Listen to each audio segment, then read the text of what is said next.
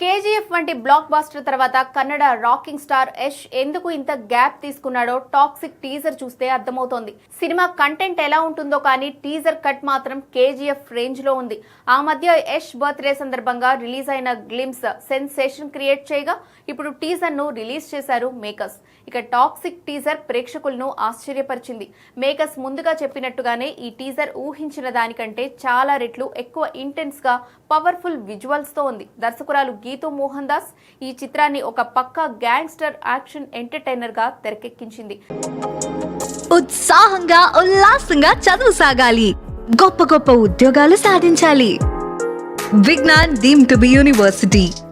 ఈసారి యుద్ధం వేరు అంటూ మొదలైన టీజర్ లో వైలెన్స్ ఆ షార్ట్స్ చూస్తుంటే ఈ సినిమా ఖచ్చితంగా ఏ సర్టిఫికేట్ పొందే రేంజ్ లో రాబోతుందని స్పష్టమవుతోంది. మునుపెన్నడూ చూడని విధంగా యష్ బాడీ లాంగ్వేజ్, లుక్స్ చాలా వైల్డ్ గా ఉన్నాయి.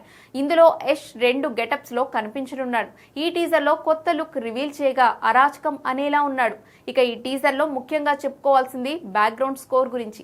ప్రతి సన్నివేశాన్ని ఎలివేట్ చేసే విధంగా రవి బస్రూర్ ఇచ్చిన సంగీతం అదిరిపోయింది. విజువల్స్ విషయానికి వస్తే కొన్ని షాట్స్ అత్యున్నత ప్రమాణాలతో షూట్ చేశారు. సినిమాటోగ్రఫీ మరియు కలర్ గ్రేడింగ్ సినిమా మూడ్ కు తగ్గట్టుగా చాలా డార్క్ గా, ఇంటెన్స్ గా ఉన్నాయి. మొత్తానికి కేజీఎఫ్ తర్వాత యష్ నుంచి వస్తున్న ఈ చిత్రం బాక్స్ ఆఫీస్ వద్ద మరో సునామీ సృష్టించడం ఖాయమనిపిస్తోంది.